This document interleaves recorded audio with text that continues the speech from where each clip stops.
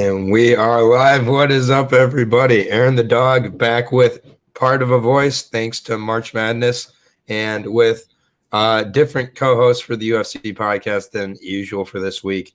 Josh and Lewis had to step away for different reasons, but have a perfectly capable short notice step in, I will say, at that.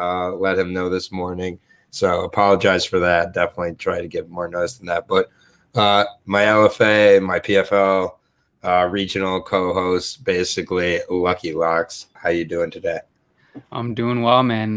Responding to the short notice call here, coming in, hoping to get a couple wins on this card, I guess. And it should be a fun card, man. I'm excited to talk about it.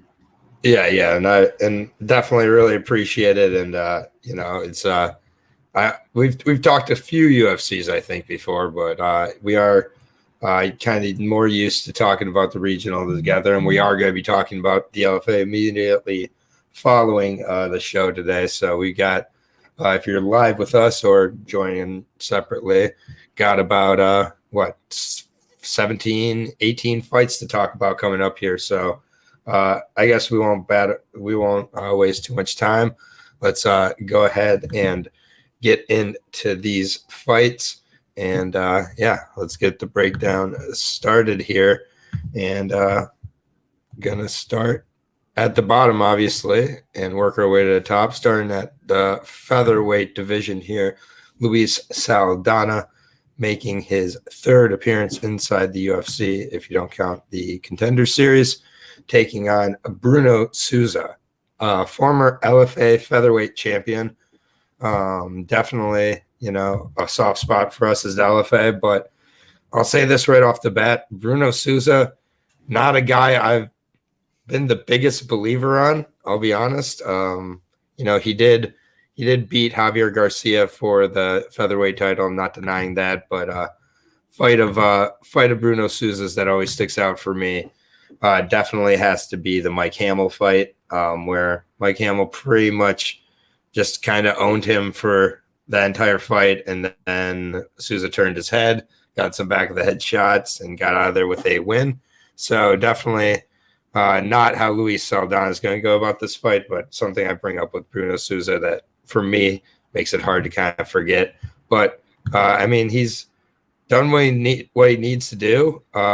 What I'll say is that offensively, he's very, very intelligent, moves very well.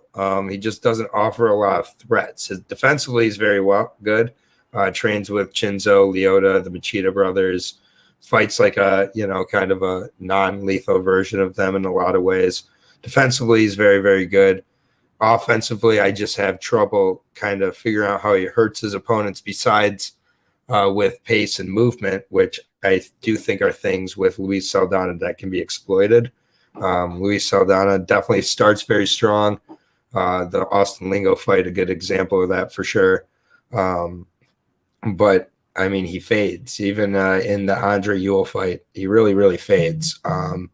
And former Golden Glove boxing champion, so that's very, very good. It's just, 31 years old now for Saldana. And I do think with someone like Souza, he could exploit the cardio. I definitely could see Souza losing the first round. I think my play here would not be to play either side. Maybe live bet Souza after the first round where he gets tagged by Saldana but survives, because they do think Saldana slows down. He gets injured. That's kind of my thoughts on Souza. He beat Vince Murdoch on the Contender Series at 145, which is a pretty small 145er and pretty limited in Murdoch, and I like Murdoch, but in Saldana, he's looked good in all his fights at some point. Souza came in on really short notice against Bogdan Zarian, and he survived. He won the third round, so I'll say more than survived, but other than that, it's kind of hard for me to make a read on this one. I think it's either an early finish for Saldana or a decision for Souza. So I'll go with the Souza decision. Actually, it's I definitely can see a spot where he gets finished or gets beat up over 2 rounds enough for Saldana to win. I don't think Saldana is going to be able to finish him, though. I think that's the thing I can rate best about Souza is his ability to stay out of danger. I mean, Melik or Baghdadzarian, I mean, one of the most dangerous strikers. And I mean, he did survive 15 minutes. He lost, but he also won the third round. And I mean, if he implements that game plan a little bit earlier, he could kind of steal one here. So I'll take Souza by decision. Yeah, man. So obviously we're familiar with both of these guys. We saw Saldana on LFA, and obviously Souza was the champ, 145 pounds there, over a guy that we're going to talk about later in the day. But Saldana, you know, he won his debut, then loses to Austin Lingo. Souza got the call up for his debut against Melchik Baghdasaryan. It's a really tough one to come in, and went 3 rounds, and everyone thought he was probably going to get waxed early. And Saldana is slightly longer, training at the MMA lab, which I like a lot. And like you said, I think he's going to look good early, but we've seen him slow down quite a bit before. And, you know, Souza is a really good counter striker. And I think as his fight wears on, he can start landing more, give a good account of himself in the second and third rounds. I agree with you. I think Saldana is going to take the first round. And I think that, yeah, if he wins, he probably does get an early finish. But I'm also on the side where I think Souza is going to be able to counter strike his way to a decision win in the second and third rounds. It's a really close fight. Definitely don't feel confident about that pick. Definitely not putting any money behind it. But, you know, it's a prediction show. We got to pick a side. So I'm picking Souza. I think he gets it done by decision. Yeah, and I mean, if Luis looks impressive, gets a knockdown or gets him against the cage, looks like he's got him in trouble. I mean, and you get to that second round, you could maybe get Souza, who's already a slight underdog, at like a plus 300 type of live bet. So that's my one advice with this, is to kind of live bet it. And I mean, for Saldana, other than the finish, if he's really implementing leg kicks, I think that's a way to really beat Souza, because it can start to limit the movement. And Saldana does throw some good leg kicks, and especially for a boxer, it's kind of surprising. But I mean, I've got to go with who I've seen in 3 fights now. It's happened all 3 times with Luis Saldana. So, and I don't exactly think Austin Lingo is amazing. I really don't. So, Souza, former champion from LFA. LFA bias you can accuse us of. That's fine. Gonna go with Bruno Souza here. And just comment real quick on Luis Saldana's Tapology picture. Kind of looks like a UFC like 3 creative player. Doesn't even look like it's him. It looks like it's just very odd if you go check it out. Very interesting little side note that's not going to help you win any money. So I'll leave that one out of it. But on to the next fight, which very good fight. And Justin, good to have you here. Justin going with Saldana as usual. Justin disagreeing with me. That's tradition. I've never agreed with Justin on a fight, but that's okay. Close fight. Next fight is at 125 pounds, and I don't have my clipboard up here, so I'm typing the times that aren't going to mean anything in the chat that I can get later, because I don't have a better way to do it. But 125 division here, flyweights, Dave Dvorak taking on Matthias Nicolaou. Really good second fight. This should be on the main card. I'll say that right away. This is a top 10 matchup between flyweights, and both guys are extremely technical. I think this is going to be a really good fight. Matthias Nicolaou, I'm probably the most underrated guy at 125. I'm not going with the rankings wise, just with regards to people's awareness, I think, of him and whatnot. And I think part of that has to do with losing the Manel Kape fight and winning it. Yes, it was a split decision. I don't know what 2 judges had it for Matthias. I went back and rewatched it again today. Matthias lost that fight. It was a close fight, but he lost it. But, Manel Kape has looked really, really well.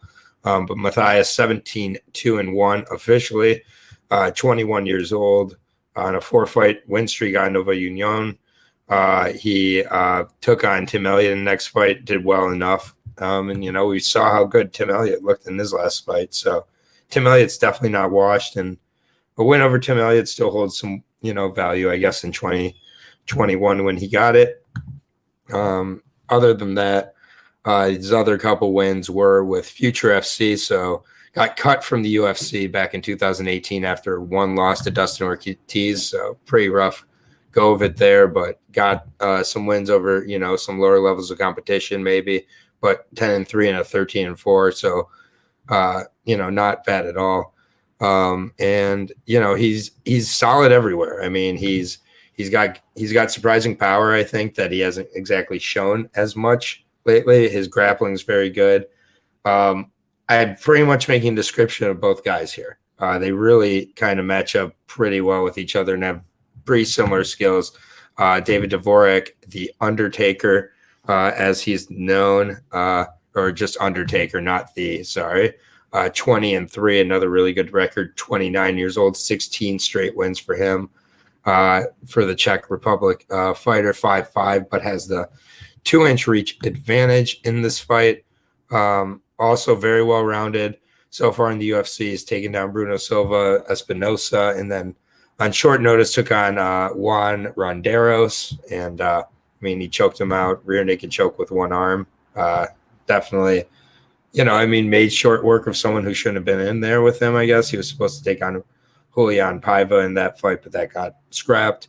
Dvorak, he's been off for a while, so I think that's kind of odd. He hasn't fought since last May, so nearly a full year. Ideally, getting better in that time, and still 29 years old. So this one's another really very close fight. For me, Matthias did lose to Manel, so I think that and he didn't blow me away against Tim Elliott, but again, did what he needed to do there. This is one where I think that Dvorak has the advantage on the ground, I would say. Well, Nicolaus has it on the feet, even though Nicolaus has been shooting for takedowns a lot and shown he's very well-rounded as well. I think Dvorak also as well. It's just a close fight. I'm going to edge with Nicolaus just based on overall experience, even though Dvorak has a little more overall fights. I think that Nicolaus has the more experience against the higher level of competition. And just, he's crafty, and I think it's going to be a 29-28 either way type of fight. I could see a split. It's a highly technical flyweight fight. And I just think it depends on who is stronger in the other guy's strength. So, I'm going Nicolaus just slightly by decision. Yeah, this is a really good fight here. I'm not sure why this isn't higher up on the card, but I'm not going to complain. Second fight of the night, we'll get a really good one here between Dvorak and Nicolaus. Both these guys have fantastic records. Dvorak is now 3-0 in the UFC. Nicolaus 2-0 since returning to the UFC after being cut for a little while. Both of his wins, though, you touched on it, extremely close. And to be completely honest, when I was watching both of them live, I didn't think that he won either one. I didn't really feel confident that he was going to get his hand raised, especially Manel Kopp. I felt like he lost, and I had no money on either of those, so no bias there. And I actually don't like Manel Kopp just in general, so I was hoping he got robbed, and I feel like he did get robbed. But anyway, enough about that. Dvorak, I feel like, facing a lower level of competition, right, but putting on better performances, winning a little more convincingly. But you touched on it, man. Like, this is a really close fight. Both of these guys are well-rounded. Both of them doing a lot of similar things and doing similar things very well. I think it's going to be a razor close fight. So, in a fight like this, I'm actually going to lean to the dog and Nicolaus as well, just because I feel like, you nailed it. 29-28 either way. I'm not really sure which way it's going to go, but I would rather be holding the Nicolaus ticket at the end of the 15 minutes, I think. Yeah. And for the first fight, by the way, Souza is currently a plus 105, I'm seeing, but also seeing minus 115. I'm seeing him shifting to a favorite on certain sites. So definitely, if you see plus money on Souza, you should get it now if you want to do that before the fight. I also am going to just live bet that if I bet it. We got Nicolaus even money to minus 105. I'm seeing a minus 115 to minus 120 for Dvorak. So I guess Justin's picking Dvorak here because he says he is the favorite to dominate this fight. I don't know if there'll be a domination on either side, but should be a good fight. So again, surprise it's second from the bottom, since it could really have a new top 5 to contender type of fighter. And then the next fight is surprising also for me. So kind of a interesting approach here, I guess you could say. But we have Jennifer Maya taking on Manon Farrow here at 125.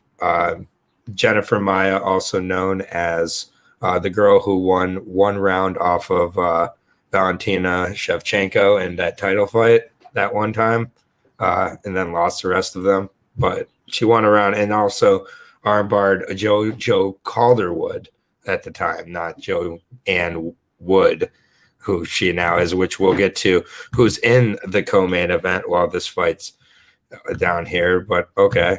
But Manon Fiorot, I think definitely the fact that she's 14th at 125 is crazy. Most underranked fighter in the world right now, because she is much better than number 14 at flyweight. It's, in my opinion, I think she is one of the few fighters you could see really challenging for the title within the next year or so. And I mean that. 8-1 overall as a pro, known as the Beast. 32 years old, a little older, has some previous combat experience. 5'7", 66-inch reach. Took on Mayra Bueno Silva last time out, went to a decision. Won it pretty clearly before that. Took on Tabitha Ricci. Was supposed to take on Marina Miraz, which I'd like to see that fight after this if she wins, frankly. I think they could pair that back up. That'd be a great fight after seeing how she looked in her last fight. But took on Tabitha Ricci, who stepped up a weight class, and Manon just kind of toyed with her for a few rounds. She's really, really good. I mean, she started out her career against Leah McCourt in Cage Warriors, went to a split decision. Leah McCourt, up until last week with Bellator, was on a pretty good roll. Lost to Sinead Kavanaugh there, but so Manon Fiorot, one of the best strikers in the division, honestly, and just very well-rounded. I think with someone like Jennifer Maia is going to be pretty much a sitting duck, pretty one-dimensional on the feet. She has decent jiu-jitsu. We saw it against Joanne Calderwood. Other than that, I just don't see Jennifer Maia's route here other than getting on top of Manon and keeping her kind of grounded, which I think is something that Manon's improved with, and then, I think that overall Manon is just the far better overall fighter and should put on a show. I hate the odds for this one. I think the odds are terrible. Just because I wanted to put Manon in some parlays, and at minus 550, I'm not too interested in that. That's a pretty disrespectful to Jennifer Maia, who's approaching a plus 400 at plus 375. But I'm gonna go with Manon Fiorot here. I'm hoping to see it finish, but either way, I think she rolls. Yeah, I mean, I didn't have a super strong take about either of the first two fights. This one I do. In my opinion, this is the exact perfect type of matchup to fade Jennifer Maia. And everyone's going to say, what if she grapples? She's not going to do it. She barely ever does. Maybe she'll try it once or twice, but I just feel like she's going to stand across from Manon Fiorot and strike, and she's going to throw less volume. She's going to land less strikes. This is a really good matchup for Manon Fiorot, in my opinion, almost tailor-made. I have yet to get a Jennifer Maia or Manon Fiorot fight wrong, so hopefully I continue the streak here, and I'm not jinxing it. I mean, obviously it doesn't take a genius to side with minus 500 favorite, but I really like this matchup for Fiorot. I think she takes a decision win. Yeah, fair enough. And then just getting real quick to some of the comments here. Herb Dean is the gold standard, which is a horrible name. Tied with Blaydes and the Black Wolf as most confident. That's fair enough. Then Magny right behind with Askarov. Those are your four most confident ahead of, well, interesting. We'll definitely talk about those as we go. And then is this Visceral? Visceral, are you on a different name? Chris, is this your Christian name, Chris Hutchinson? Because that looks like Visceral's picture. I keep hearing that Fiorot doesn't want to grapple with Maia, but I thought Fiorot was a grappler as well. I mean, I know that her main background. Okay, there we go. Back to Visceral. That's much better. I know that her main background is in striking, but I think she also has a background in possibly judo. But I don't want to get. Maybe I'm confusing her with Stephanie Egger. To be honest, I got about 19 fights in my head right now, so I'm just gonna say she's pretty well rounded. She can handle it down there. I think Maia 19-8-1. I'm not giving her much of a chance here. So I can get the odds. I think the odds are a little bit out of whack though, but this is the favored section of the card here. We're to the Alishab East Kisriev fight next here, taking on short notice replacement in Denis Tulian. Tulian, I'm not sure. One of those. Watched a few of his fights today. For not super impressed, man. He's 34, nearly 34 years old, 10-5 here. Turns 34 next month. He's on a 1-fight win streak. He's fighting out of Russia, 10-5 overall. Beat an 11-2 Juliciano Ferreira in his last fight, knocked him out with UAE Warriors. So it's a good win and a good organization. Lost over in Brave by Kimura to Alice Kirov. Not a huge, not a high level of opponents, I'll say. A lot of guys with no wins, and 0-11 guy there when he was 6-4. It seems every time he's stepped up in competition, he's lost those fights.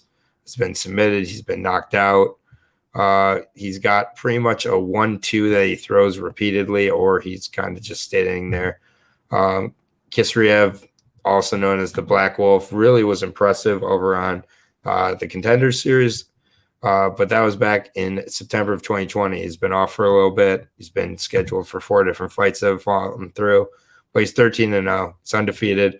Low undersized for the division at 5'9" and 74-inch reach, but I don't think that's going to be an issue here. I think that if that could be one of the only ways Denise does win, though. But I just think that overall Kisriev just blitzes him, puts him away, or dominates him to a decision. One or the other. I think I'll say KO, though.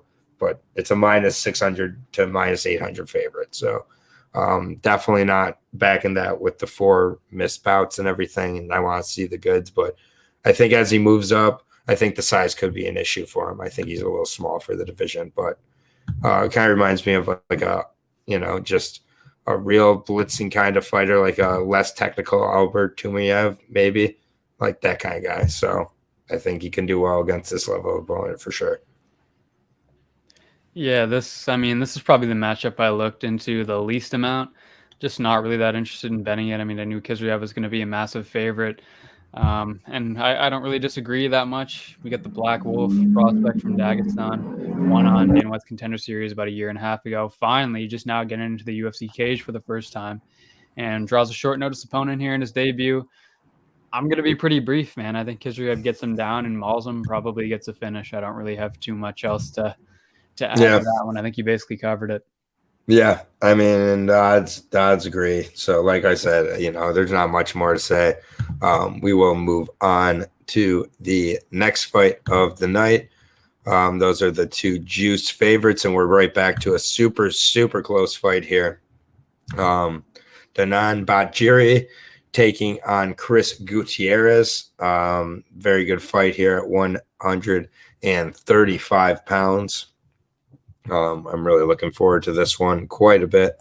But yeah, Chris Gutierrez, leg kicks. Let's just say it. He likes the leg kick. The guy likes to kick legs. Guy throws lots of leg kicks and everything like that. And then, and then Herb Dean asking about line movement. They'll talk about that in the chat. Yeah. But yeah, Chris Gutierrez, he's a very good fighter. I mean, 17-3-2, 30 years old now, taking on the Storm in Danan Batjiri, who's definitely been on a roll with 3 straight finishes. So you've got, another fight, similar, mirroring the first fight in a lot of ways, where, I mean, is it a kind of a first round finish type of fighter against a decision? Because Danan, in his debut against Haley Alatang, that's how he lost that fight. Kind of slowed down as the fight went. And Haley was able to steal that one, even though I did actually give that one to Danan as well. But Chris Gutierrez definitely gets stronger as the fight goes on. Has a bad first rounds. Had that bad first round against Cody Durden where he got 10-8'd, which resulted in the draw there. Andre Ewell even kind of had the bad start until he really started throwing the leg kicks. And then had a split against Felipe Colares in the last fight. So, just has a tendency to start a little bit slow and maybe coast at times. This will be in front of a crowd for the first time for Gutierrez. He's been in the Apex for his other fights. That is maybe an X factor that could help him here. He's going against a really, a good fighter, very hard hitter. And he's been in there with good hard hitters before. I mean, Jared Sanders can bang for sure. Timur Valiev, needless to say, can, throw down. And he's not been put away by strikes. He's lost by decisions. He's lost by a rear naked choke to Raoni Barcelos. So, Danon's really banking on doing something I think that is going to be pretty tough in this spot, actually. Danon's gotten to 3 first-round finishes in his last 3, and that's been great. But what it hasn't answered is a question that I think Gutierrez is going to be able to kind of pose in this fight. So Badgeri on a 3-fight win streak here. And like I said, all with the KO, Guido Canetti, which ages well after the Moutinho fight, I guess. Kevin Natividad, and then Brandon Davis. Brandon Davis is a really tough guy to put him away like that. Kevin Natividad, I don't really rate that too highly here. I think Gutierrez is going to be a step up here. And I think that Gutierrez is going to be able to kind of stretch out Danon, and Danon's going to be a little bit too one-dimensional. So I think I like Gutierrez here. I like him by decision. He knows what he needs to do and what he needs to stay away from. And I think he's smart enough to do so.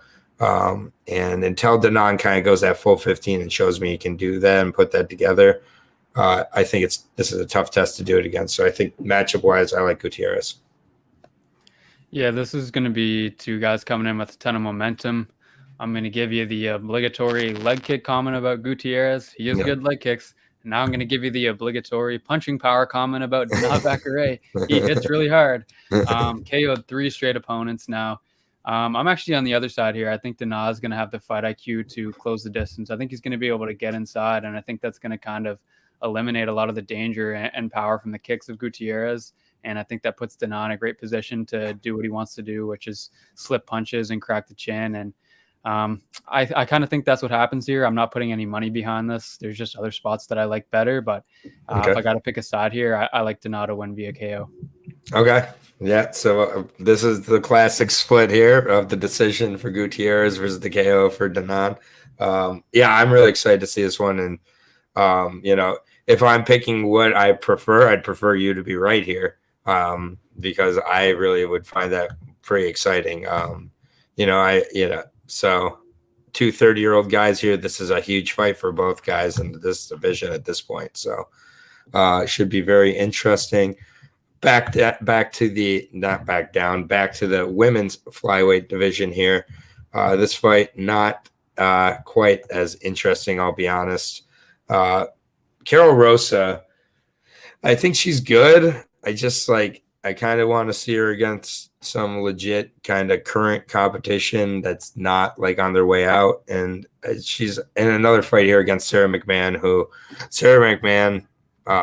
she's a wrestler, obligatory wrestler comment, silver medalist, correct? Yeah. 41 and a half years old now, taking on the 27-year-old Carol Rosa.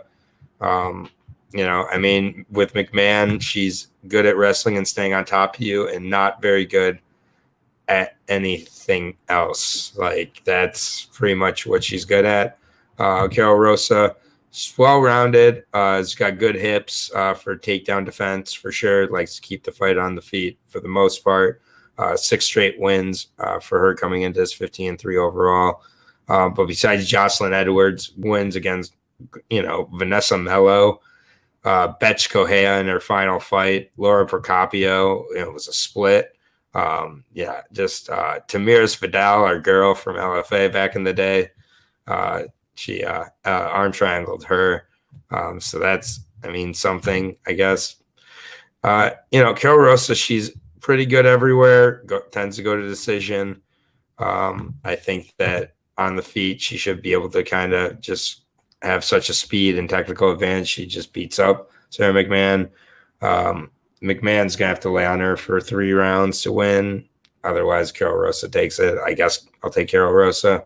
I assume the odds are going to be ridiculous. Yeah, so McMahon coming in at 41 years old. She's 12-6, coming off a loss to the current champ, so that's not so bad.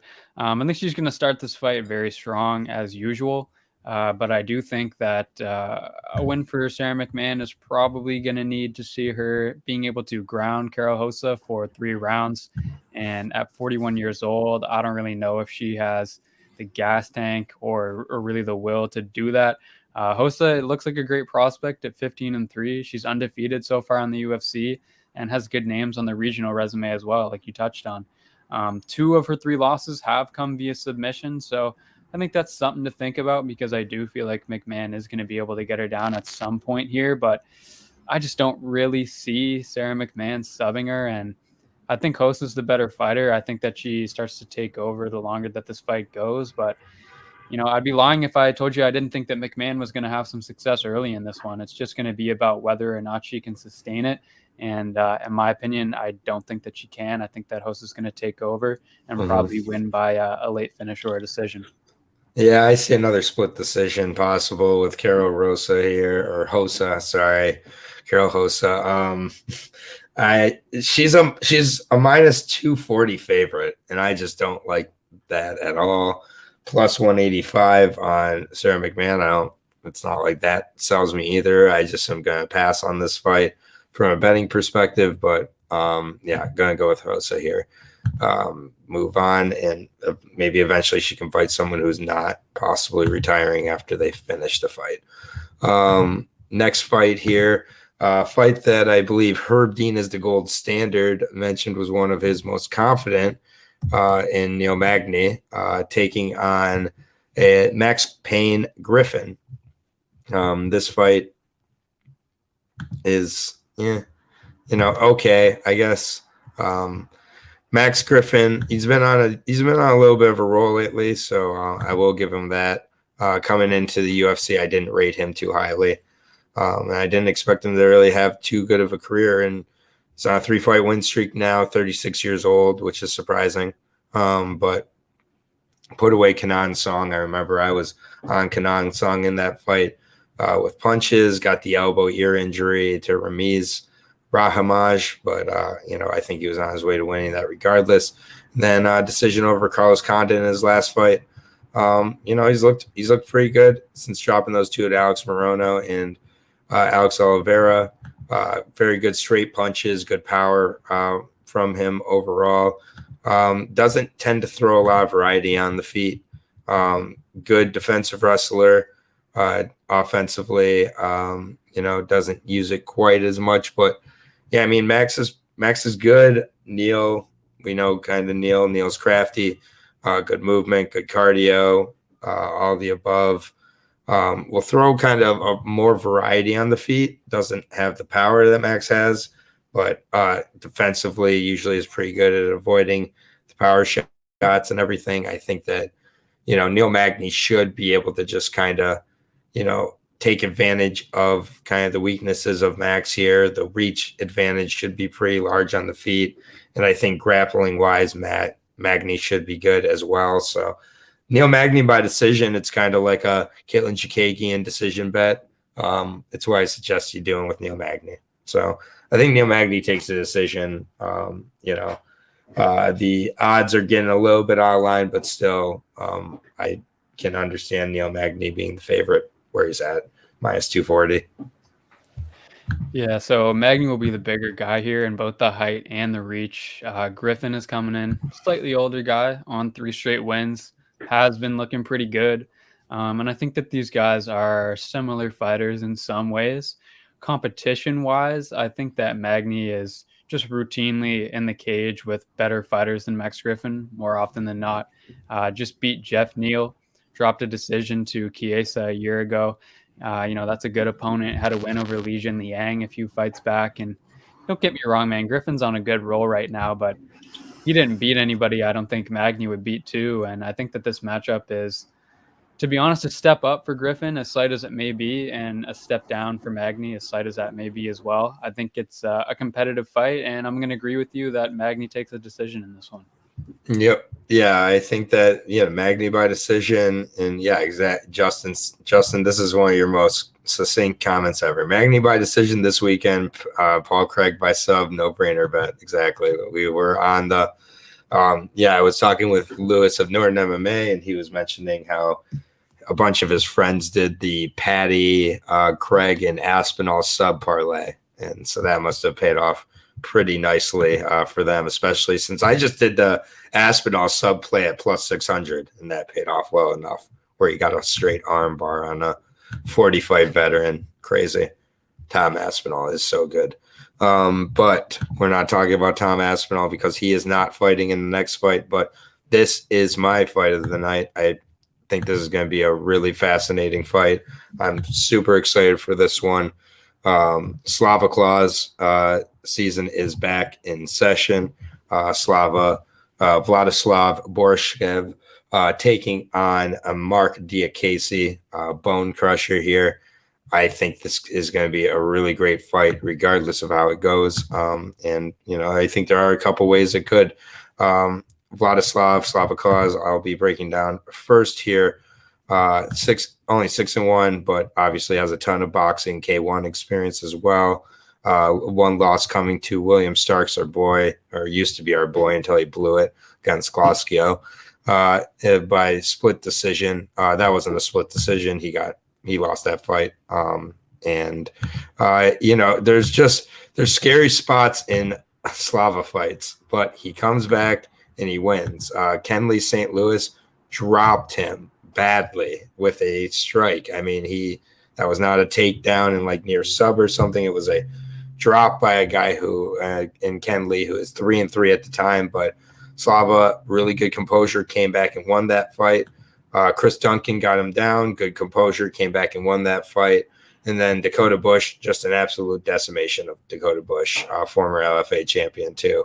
So Slava over at the match made in heaven, that is Team Alpha Male. I think it's a perfect spot for him. I think he has been getting better. Now with Mark Diakase, it's like, well, you're going to have a guy that stand up and, bang. I think that could happen for parts of the fight.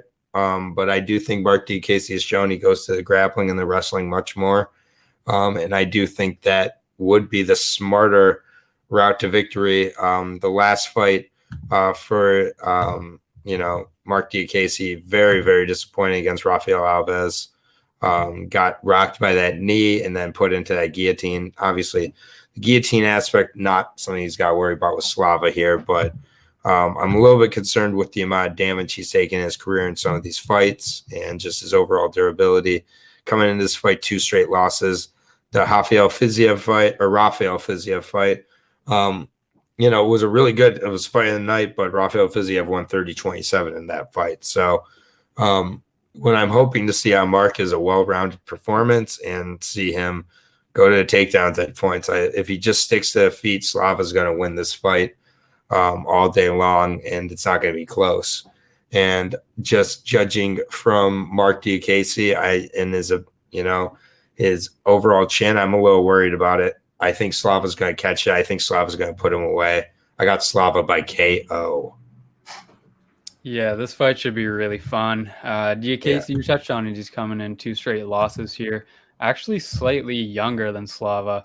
We'll have the longer reach. And have we seen a bit of wrestling out of Diakase in the past? 100%. Yeah, we have. But he's a kickboxer at heart, and Slava, obviously, he's the striking coach at Team Alpha Male. He's going to want to kickbox too. He would definitely much prefer that. But I think we probably do see some attempts at the wrestling from Diakase. But, like I said, that's just not really his game. I mean, I don't think that I'm not going to put any money behind Diakase coming in here and wrestling for 3 rounds. But the thing is, Slava does seem pretty easy to get down. I mean, everyone does it, but he always manages to come back from that and then just punish you when it gets back to the feet. And I just don't really like the way that Dvorak reacts to some of these body shots that we've been seeing lately. I don't think he really defends that super well. And Borshev just has those thudding, like deadly body shots, man. And I think he can find some really tough ones to the body that are going to hurt Dvorak, that are going to wear down the cardio. And I mean, we have seen this guy slow down in the past. I don't think that's a secret. And I'm with you, man. Eventually, I see Slavoclaws finding the body, hurting him. I see Dvorak shelling up, and I think that Borshev is going to put him away. Yeah. And at 6-1, he's a minus 190 favorite. It's kind of crazy to me that this quickly it's come favorite over a guy like Mark Dvorak, and I think it's completely warranted. And I do like the finish as well.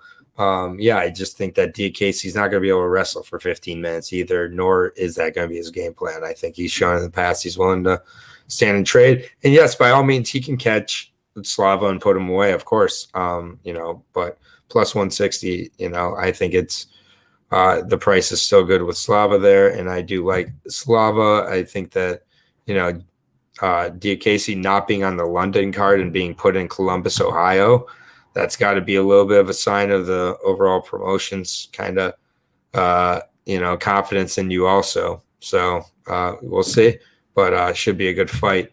It leads off the main card, by the way. Next fight, what the fuck is this fight? Oh my god. The heavyweight fight here between 44-year-old, that is 44-year-old Alexei Oleinik taking on the heavyweight Ilir Latifi. I'm not going to go through their resumes or anything like that. Honestly, you can go on their Tapologies if you don't know.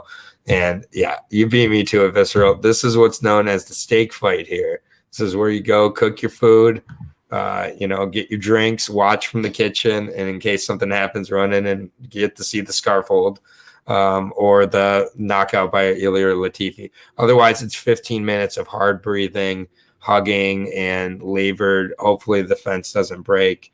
God, this is bad. I can't pick Alexei Oleinik, though. Alexei Oleinik is one of the few people in the UFC. If Greg Hardy was facing, I would have picked Greg Hardy. That's how bad this is for me. Alexei is toast, dude. I get it. He has 1,500 boa constrictor, Ezekiel chokes. Here's the thing. Ilir Latifi, look at him. He doesn't have a neck. That's it's the best defense possible against Oleinik is putting him in there with someone who doesn't. He's a fire hydrant. It's going to just be Ilir being a little bit better on the feet and having a gas tank. I would love to see Alexei get his 60th win too. Needless to say, I'm not betting Latifi. This is a horrible, horrible fight, and this should be the opener. Sorry, Oleinik. Oleinik should have been I think at one point Oleinik was at middleweight. He should have been at middleweight his whole career. Instead, it's just bad. But yeah, I gotta go with Latifi, who I'm looking now as a minus 200 favorite. Good God, that's bad. Yeah. So this isn't the steak fight for me, boys. I am gonna be locked in on this one because I have money here, baby. On Oleinik, man. I think this guy should retire. Almost 45. He's on 3 straight losses. And listen, I love the guy, but it's just starting to get a little ugly seeing him fighting in a cage against other people. Oleinik will have, some height and reach. I don't think he's going to have the weight. I feel like it's going to be really hard for him to get up if he is on bottom with Latifi. I think he needs the submission to win, and Latifi has, 1, never been subbed, and 2, like you said, the guy doesn't have a neck. No, nothing to grab onto. Right, so he's gonna have to arm lock him, and he's really strong. Honestly, man, I don't think Oleinik's striking is horrible, to be honest. But I mean, good God, I'm not banking on this guy boxing up Latifi for 15 minutes. I think Latifi could even be the better striker at this point. I think he's going to be the better wrestler by a good bit. Should have some extra weight on him. Has to stay safe on top, but he knows that, and he always has thus far in his career. To be honest, man, I think we're getting to the end of the road with Oleinik, and I actually like Latifi here quite a bit. I was able to get him at minus 150. Minus 200, not too appetizing, but minus 150, 6 out of 10 times. Yeah, I like Latifi to cover that price. Oh, I was like, what? It's against sub due to strikes. I just don't know how he's going to be able. If he gets the sub here, what a way to go. But yeah, I'm minus 200. I'm not going to be betting Latifi. Yeah, that's a brutal one there. But this next fight, another one that's a potential fight of the night. Flyweight never dies. We got Kai Kara France taking on Askar Askarov here. Definitely the battle of styles in a lot of ways. In battle of strength versus speed, battle of striking versus grappling. This is a really fascinating fight, though. I'm really looking forward to this one. Askar Askarov, every MMA analyst's favorite, dark horse in the division. Do you know the guy who went to the, 14-0-1 here? Yes, he is pretty much, I believe, 80% deaf. So we'll get that out of the way as well. Only 29 years old, even though he looks a little bit older. Taking on Kai Kara France here. City kickboxing / city wrestling at points, depending on who's fighting. That was just a joke for Adesanya calling for the shooting of Hooker, but Kai Kara France here, 23-9, 2 straight wins coming off that KO victory of Cody Garbrandt. I know I had Kai Kara France in that one, but 2 straight KOs, Rogerio Bontorin and Cody Garbrandt, 2 135ers who tried to make it down to 125, and they should have been at 135. But he's looked good. He had the guillotine loss to Brandon Royval, obviously, a few fights ago. Brandon Moreno also kind of exploited the grappling. Askar Askarov will use his striking to get in on the grappling. I think that he's got good power on the feet, but obviously Askar Askarov is looking to get in there and wrestle you, grapple you over and over again. Kai Kara France has a significant speed advantage, and I didn't think Askar Askarov looked amazing against Joseph Benavidez. I think he did what he needed to do, but I wasn't blown away, and I do think that Kai's got to know what Askar's game plan is. If he can avoid those takedowns, I think Kai on the feet is going to be way faster than Askar Askarov and really have a chance to kind of exploit the potential weakness of Askar Askarov, which is not the most technical shots, just kind of wings up hooks. They have good power when they connect, but I think against the higher level strikers in the division, they could be a real problem. And yeah, I mean, there's obviously the logical part of me is like I just see Askar Askarov dominating the wrestling, getting on top of him, and either getting a submission or smothering them. But also, if those initial takedowns aren't successful, if Kai gets up from a few of those and Askar has to start to labor, the speed is going to be a really big difference, I think, on the feet for Kai. Kai is really accurate, can really, hurt opponents with the strikes. I'm going with Askar Askarov still, but I am not super confident in this like a lot of people. I do see a round where Kai Kara France is able to stuff some of the takedowns later on and start to get the striking really going and beat up Askar Askarov to a decision. But going to take Askar Askarov for a decision, but I think it's closer than the odds indicate.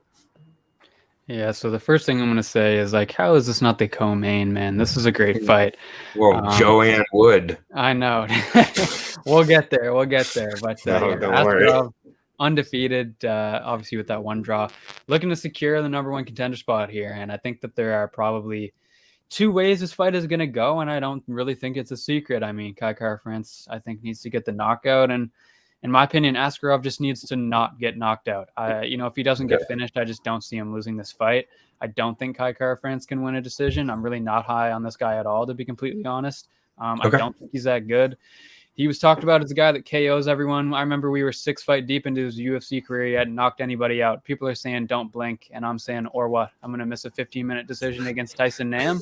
So, to give him his credit, yeah, he KO'd Bontorin. He was losing that fight prior to that. KO over Cody Garbrandt was a bit of a freebie. I mean, I think everybody and their mom picked him to win that one. I would have been amazed if he didn't knock out Cody.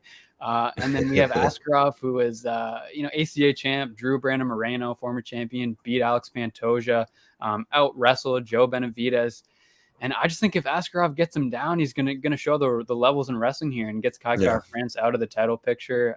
Is he gonna finish him? Maybe not. Are there gonna be sketchy moments? 100% there could be, man. 100%. Kai Kara-France definitely has the power, even though I was kind of making fun of it a little bit. He definitely has the power. He can hurt guys. It's not out of the realm of possibility that he wins this fight, but I just feel like more often than not, I think that Askarov is just a much better wrestler, and I think that he's able to hold him down.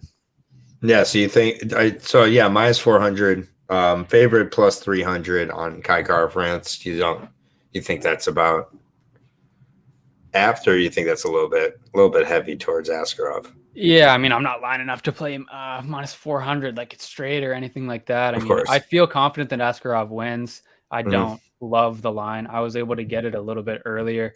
It's something a little bit more agreeable, closer to minus 300. I don't feel like that's too bad, but yeah, minus 400. I'm kind of out of the game at that point. Yeah, no, fair enough.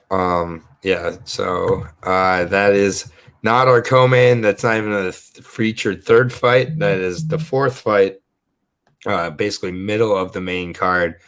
If you're not looking for it, you can miss it. It's kind of a blank pun there, but third fight from the top here. This fight is like the barroom fight of the night, I guess. We got Matt Brown, Bryan Barbarino. Bryan Barbarino had pretty bad back surgery. That was, a big question mark if he was going to even be able to keep going, but here he is. This is such a Columbus, Ohio fight. Bryan Barbarino, only 32 years old, but, been a lot of wars, and just overall surprising he's only 32. 16-8 overall for him, coming off a win, fighting out of MMA Lab. Good gym there over Darian Weeks, kind of the I'm not done yet type of thing. And then, had a majority loss to Jason Witt. That is, not great there. And then, beat Anthony Ivy. Wasn't able to put Anthony Ivy away, which usually you like to see. Matt Brown, though, I don't know. Like Matt Brown, I just am not so sure of at this point. I get that he retired Diego Lima in his last fight. I think maybe he should have retired too. Wasn't looking too great in that fight prior to that. Lost to Blaydes. Had some moments in the first round, then got knocked out, and then lost to Carlos Condit. So, I guess I'm going to go with Bryan Barbarino, but I don't know. Like, I'm not putting $1 on this one, and I think that Matt Brown definitely could knock him out. He's been knocked out a few times, but yeah. Yeah, Brown versus Barbarino. This is a home game for Matt Brown, which is why I think it's in the position that it is on the card. Right. True. Coming off that KO win over Diego Lima and retired him, like you mentioned, that was a nice win, and he looked better than I thought he was going to look in that fight. Brown is older at 41. Barbarino isn't a spring chicken either, but he's younger than I thought he was, right? 32. He looks, certainly when you watch him fight, a little bit older than that. Has taken a lot of damage over his career. I think this is going to be a violent fight early. I really do. I think both guys are going to be looking to do damage early, and it sounds weird to say because there's an almost 10-year age gap separating these two, but me personally, I feel like Matt Brown almost has a little bit more left in the tank. I liked his performance last time out. I wasn't really as impressed with Barbarino's last one, although he did get the win. And I actually think Matt Brown could possibly put Barbarino away in like the second round. We know that Barbarino can slow down if the fight goes long. Same with Matt Brown too. Don't get me wrong. Both of these guys can slow down. I think that it's going to get sloppier and sloppier as this one goes on. I kind of like the Matt Brown side here. Okay. Shifting from evens to a slight favorite in a few places. And like, this is a fight where I was like, yeah, like maybe I'll have a play, but I can't justify a play here, man, on either side. Yeah. It's so hard to, like, on one hand you got 41-year-old Matt Brown who has looked all right, and then on the other hand you got Bryan Barbarino who's 32 but not looking that good. I don't know, man. I can't get to the window on either side here. I guess I'll slightly lean towards Matt Brown to get the win on his home turf here. Yeah, I would love to see it, honestly. I'm not going to bet $1 on this fight. And just real quick, I'm actually going to have you start out the Joanne Wood and Grasso fight. I have to go and drop off a client outside right now because They're here early, so I'll be back in like 2 seconds. But if you can tee it up, I'll be back in 1 minute, man. Apologize. No worries. We'll get started on this one. So Joanne Wood and Alexa Grasso, man. Joanne Wood is newly married, dropped the Calder off her name, and I have finally gotten to the point where I don't call her Joanne Calderwood. Every time I talk about her now, obviously she's married to her coach, training at Syndicate MMA in Las Vegas, married to John Wood, of course. And I mean, she's a fighter that we've seen an awful lot of. She's had a really long UFC career. I mean, I think she was on The Ultimate Fighter, I want to say in like 2014, back around then. She was on there. That was the year that she lost to Rosa Namajunas, obviously. And she's had a lot of UFC fights in the meantime. And I always think about her as a girl that is kind of near the upper echelon of the division. And when you really go back through the record, it's really been kind of an up and down career, right? I mean, she has her first couple fights, she's like 3-1 there, then loses to Andrade and Calvillo. She's lost to Moroz, lost to Shukagian, lost to Jennifer Maia. The Lauren Murphy fight actually felt like she won, and then obviously Tyler Santos. But the wins she has, I mean, Jessica Ai, Andrea Lee, Arnie Lipsky, Faria, Letourneau, Courtney Casey. I mean, these just aren't really fighters that I feel like would give Alexa Grasso a whole bunch of trouble either. So it's just like, I don't know, man. I mean, I've been high on Joanne Wood in the past, but Grasso is definitely looking good. There's no doubt about that. I've liked what I've seen from her so far. She had some tough matchups early in her UFC career. I mean, her one fight after her debut, she's got Felice Herrig. She fights Tatiana Suarez a couple fights later, right after picking up a split decision win over Randa Marcos, beat Karolina Kowalkiewicz, and then she had a majority loss to Carla Esparza, which I feel like has aged pretty well. I mean, Esparza is going to be fighting for the title, and I'll tell you what, guys, right now I don't mind Esparza's chances in that match. And Grasso's coming in here on 2 wins. Jiyeon Kim, that's a nice win over a good boxer there. And then Macy Barber, that's another really nice win. And Barber was a prospect that people were really high on. A lot of people probably still are pretty high on her, but I thought Grasso looked good, won that one quite convincingly.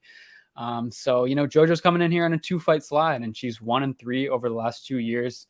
I see Justin in the chat saying that I think she's mentally out.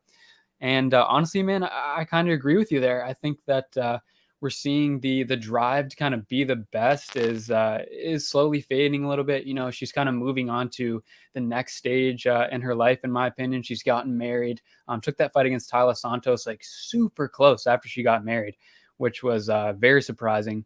And I don't know that was necessarily the best idea ever, but I kind of agree with you. I just don't know if mentally she's really that invested in it anymore. Like I said, I kind of thought she beat Lauren Murphy in that fight, but she was submitted in the other 2 losses. Tyler Santos, Jennifer Maia will be the older fighter by a fair bit, 36 years old, and she's a good volume striker, but I just think JoJo's on the decline, sadly, and I don't feel that way about Grasso. I see Grasso becoming one of the better 125-pounders on the roster, a top 10 staple for the next 2 years, potentially breaking into the top 5. And I don't know that JoJo poses a real dangerous threat to Grasso. I mean, she's going to bring the volume, she's going to bring the output, but I think Grasso is going to be able to meet the challenge, and I see her winning a decision in this fight. Yeah. I didn't hear the first parts, obviously. Sorry about that. Sometimes running the doggy daycare while I'm doing these is a little bit tough, but yeah, Joanne Wood, I think she's been checked out for a while now. I think this is a very, very difficult fight. I think that something Woods had trouble with even when she was Calderwood is volume with her striking. Her striking, her power is good. Her knees are good. Body kicks and everything like that.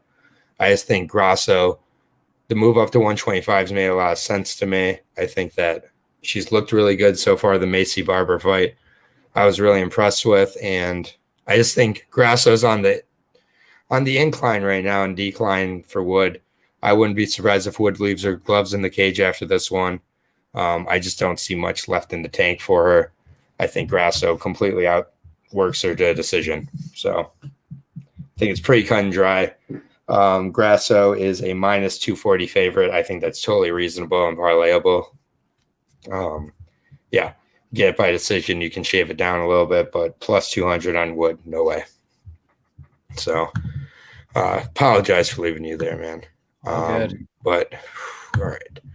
One more fight to go here, and then immediately after this, we are going to do the LFA breakdown for LFA 127, which is kind of funny for whatever reason on Tapology. Usually you can like scroll through the week of the fights and it's there.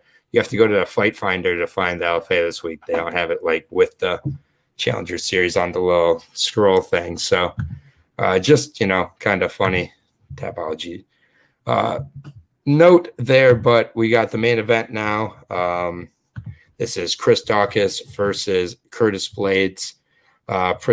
Pretty cut and dry how this one's going to go, one way or the other, I think. Again, there's a lot of these fights that are kind of the one way or the other type of fights on this card. Chris Dawkis, 12-4, brother of Kyle Dawkis.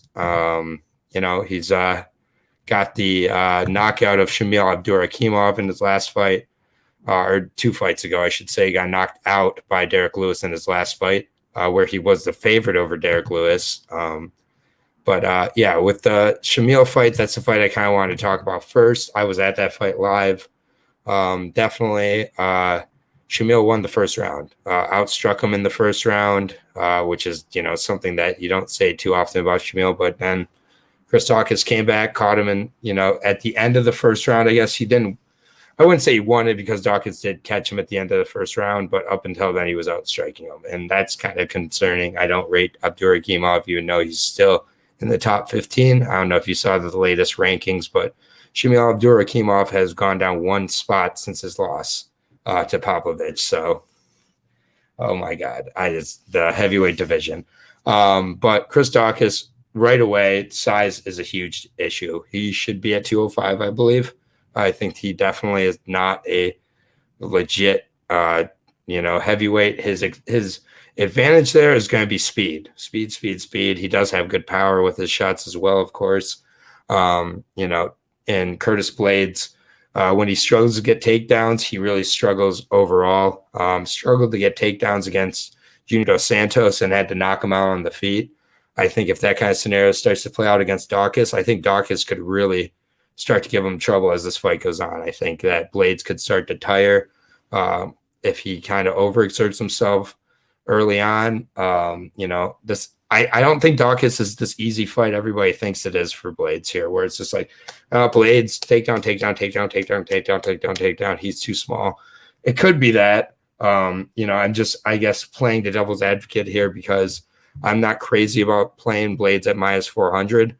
And I do think that there's a scenario where Dawkis, can, definitely start to tire Blaydes and catch him later in the fight and has the power to put him away. I guess I'll take Blaydes by decision, but I do think that Dawkis, if you wanted to take a gamble at the +300, I wouldn't think it's the worst bet in the world, to be honest. If you were like, I just don't think it's. I think that it should be much closer. I think it's a much closer fight than that. And so I just think it. If it comes down to, I'll go with the wrestler here again. I guess I'm kind of sounding similar to Askarov worry, but yeah, here, I rewatched the Blaydes Junior Dos Santos fight, and I get it. Junior Dos Santos is a little different than Dawkis, but it's similar. They're quick strikers who rely on their movement, and have good power, but they're smaller heavyweights. And Dos Santos really stuffed a lot of those takedowns, and that's a little bit of a concern for me if Dawkis is able to have somewhat of a good game plan there, that this could get kind of dicey for Blaydes, but I guess I'll take Blaydes still by decision, but I can see Dawkis shocking the world. Yeah, this should be a fun fight, man. This is a fun main event. I see Visceral in the chat saying Dawkis is pretty small compared to Blaydes, and I do think that Blaydes is going to look bigger here. I agree. Dawkis is going to have the speed, 100%. Both of these guys got knocked out by Derek Lewis.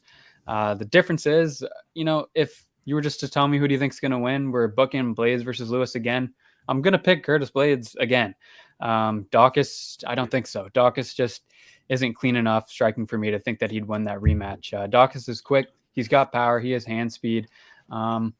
I'm not super high on his striking, to be 100% honest. I don't think he's going to completely wash Blaydes standing or anything like that. Obviously, the crack in the chin would be the worry about it, because his hands are really fast. But I don't really think Blaydes should try to stand with Dawkis. That's not what I'm trying to say at all. But I think he should be okay when he does, as long as he's not allowing him to really get inside and really test that chin. But I think Blaydes can come in here. I think he can get his takedowns. I think he can work some top control. I know that Dawkis is a black belt, but honestly, I think that the grappling is going to be Blaydes all day. I like Blaydes to use the wrestling, and I think he probably finds a TKO from ground and pound in like round 3 or 4. Okay. Yeah, I mean, it's just, yeah, Blaydes is going to be the first ever third place gatekeeper. That could be. Yeah, I mean, I do agree. Most likely that's how it goes. I was just kind of, if on, Sunday we're like looking and Chris Dawkins won, it just wouldn't shock me like these odds indicate. It'd be a shock, I guess. 100%. I mean, minus 400 on a heavyweight fight. I don't care who it is, man. That's it's a big ask. 100%. Yeah, and I just think that, I mean, everybody was in love with Dawkins a second ago. He was a favorite against Derek Lewis, and most people I talked to were, and then a Derek Lewis shot. I mean, both these guys can attest to that power. So it's just like, I don't know. It could get interesting. I do think if Chris just gets totally ragdolled and it's just like not competitive, we're going to see his next fight at light heavyweight, I predict. And a light heavyweight Chris Dawkins could be very, very interesting or very bad. But I think it could be pretty interesting if he comes into fights at 230, 235. I don't think that's an unreasonable ask. And I think it could make him a much better fighter if he has to be like disciplined all the time. And he's now retired from being a police officer. He's a full-time fighter. He's only been, I think, a full-time fighter for like less than a year. So that's kind of intense. And just Curtis Blaydes is from Ohio, I believe. So definitely going to have a huge hometown, the hometown crowd behind him. I'm interested to see the size of the crowd for a UFC Fight Night in Columbus headlined by Curtis Blaydes and Chris Dawkins. I really am interested to see how they show out, because I do think this will determine if UFC just sticks to the apex more, if they start to venture out to other parts than just Vegas and occasionally like a Houston or a Florida. So, it's kind of an interesting, and I'm not sure if it's going to be the Apex Octagon or the larger. I believe it's going to be the Apex Octagon though, for this show, but I'm not positive. So that's definitely something that could certainly help Curtis Blaydes though if it's a smaller octagon, because that's just that much less space that he has to cover to get there. So that is going to do it for the UFC show. So we're going to just kind of reset it here in a second and just go with the LFA show. I know it says it's at 5 o'clock, but we're going to just go ahead and we're rolling here. So we're going to just reset up with the LFA. So if you want to join us over on the LFA 127 breakdown show, we're going to begin that setup in just a second here for Aaron and Lucky Locks. Have a good one if you're leaving us now, but if you're joining us over at the other one, we'll see you in a minute. Peace out.